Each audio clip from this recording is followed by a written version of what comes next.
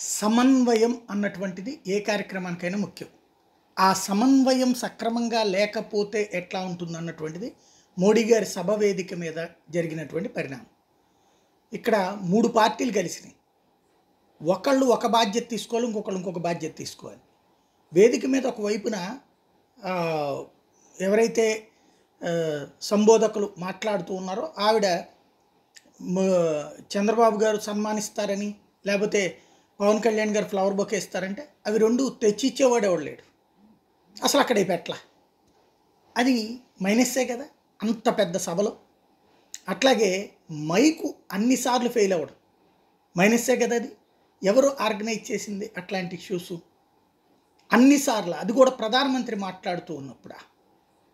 ఇంకొకటి సభా సమన్వయం అంటే అన్ని పార్టీలు 3 పార్టీలు కలుసుకున్నప్పుడు మీరు వేదిక మీద కార్యక్రమం సంగతి మీరు చూసుకోండి, జనం గ్యాదరింగ్ మీరు చూసుకోండి, స్టేజీ ఏర్పాట్లు మీరు చూసుకోండి, భోజనాల ఏర్పాట్లు మీరు చూసుకోండి అనేది సమన్వయం.